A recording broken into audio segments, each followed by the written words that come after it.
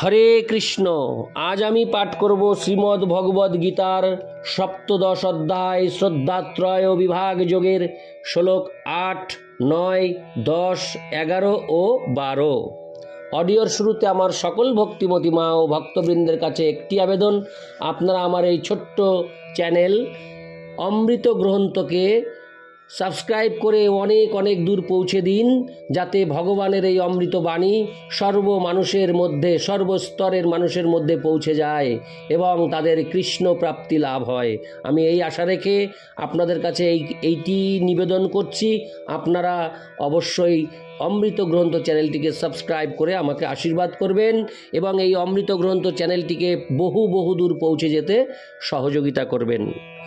नारायण हे नारायण भवभयहरणं नारायण।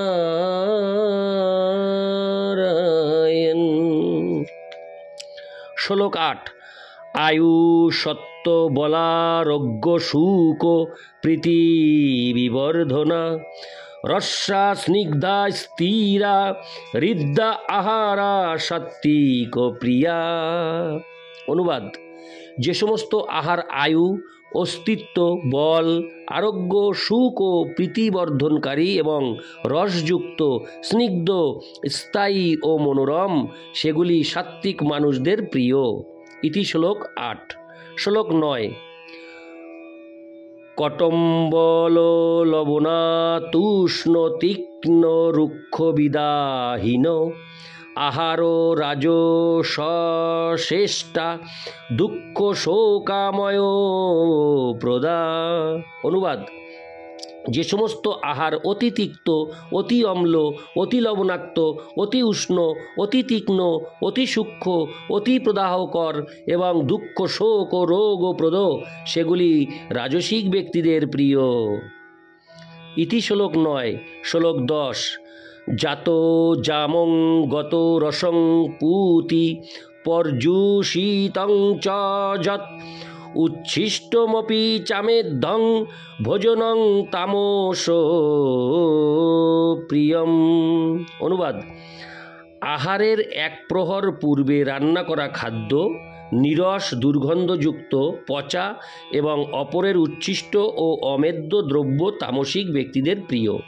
তাৎপর্য: খাদ্যের উদ্দেশ্য হচ্ছে আয়ুবর্ধন করা, মনকে পবিত্র করা এবং শরীরের শক্তি বৃদ্ধি করা। সেটি তার একমাত্র উদ্দেশ্য। পুরাকালে মুনি ঋষিরা বলদায়ক ও আয়ুবর্ধক সমস্ত খাদ্যদ্রব্য নির্বাচন করে গেছেন, যেমন দুগ্ধজাত খাদ্য, শর্করা, অন্ন, গম, ফল এবং শাকসবজি। যারা সাত্ত্বিক ভাবাপন্ন তাদের কাছে এই ধরনের খাদ্য অত্যন্ত প্রিয়। অন্য কিছু খাদ্যদ্রব্য যেমন ভুট্টার খই ও গুড় খুব একটি সুস্বাদু না হলেও দুধ বা অন্য কোনো খাদ্যের সঙ্গে মিশ্রিত করলে সেগুলিও সুস্বাদু হয়ে ওঠে। তখন সেগুলি সাত্ত্বিক আহারে পরিণত হয়। এই সমস্ত খাদ্যগুলি স্বভাবত পবিত্র। এই সমস্ত খাদ্যদ্রব্য মদ্য, মাংস আদি অস্পর্শ বস্তু থেকে সম্পূর্ণভাবে স্বতন্ত্র। অষ্টম শ্লোকে যে স্নিগ্ধ বা স্নেহ জাতীয় খাদ্যের বর্ণনা করা হয়েছে তার সঙ্গে হত্যা করা পশুর চর্বির কোনো সম্পর্ক নেই। সমস্ত খাদ্যদ্রব্যের মধ্যে শ্রেষ্ঠ এবং সবচেয়ে আশ্চর্যজনক যে খাদ্য দুধ, তাতে যথেষ্ট পরিমাণে স্নেহ পদার্থ আছে। দুধ, মাখন, ছানা এবং এই জাতীয় খাদ্যদ্রব্যে যে পরিমাণ স্নেহ পদার্থ পাওয়া যায় তাতে আর নিরীহ পশুদের হত্যা করার কোনো প্রয়োজন থাকে না। শুধুমাত্র পাশবিক মনোবৃত্তির ফলেই এই সমস্ত পশু হত্যা হয়ে চলেছে। সভ্য উপায়ে স্নেহ পদার্থ পাওয়ার পন্থা হচ্ছে দুধ।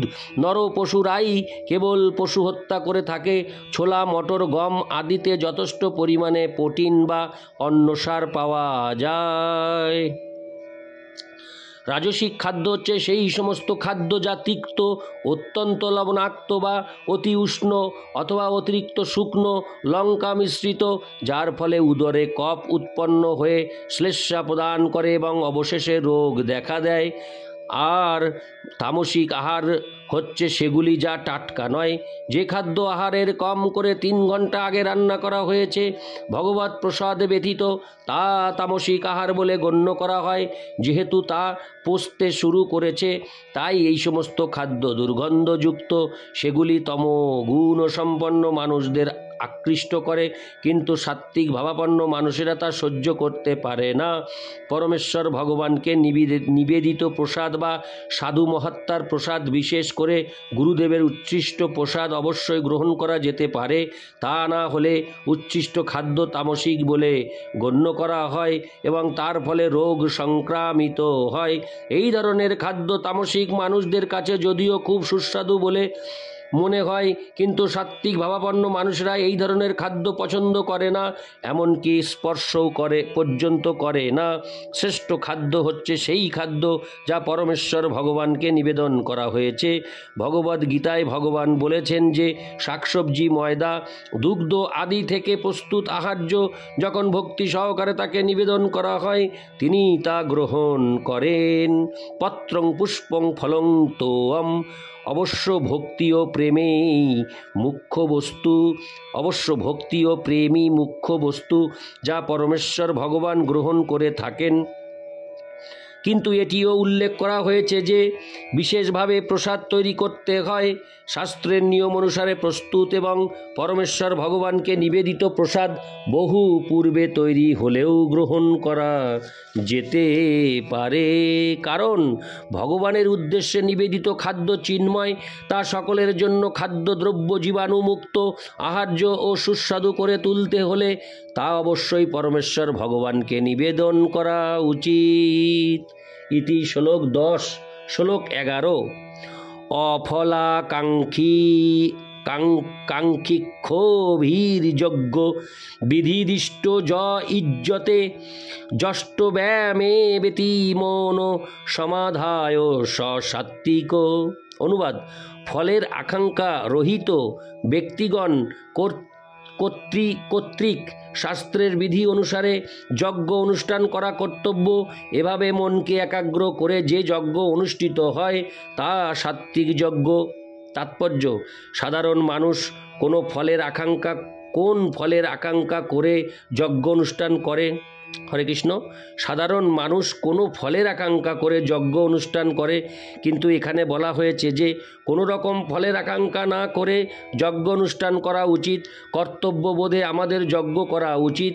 মন্দির ও গির্জাগুলিতে যেভাবে সমস্ত আচার অনুষ্ঠান করা হয় তা সাধারণত অনুষ্ঠিত হয় জড়জাগতিক লাভের উদ্দেশ্যে, কিন্তু তা সাত্ত্বিক ভাবাপন্ন নয়। কর্তব্যবোধে মানুষের মন্দিরে বা গির্জায় যাওয়া উচিত এবং জাগতিক লাভের উদ্দেশ্য রহিত হয়ে পরমেশ্বর ভগবানকে শ্রদ্ধা নিবেদন, পুষ্পাঞ্জলি অর্পণ ও নৈবেদ্য প্রদান করা উচিত।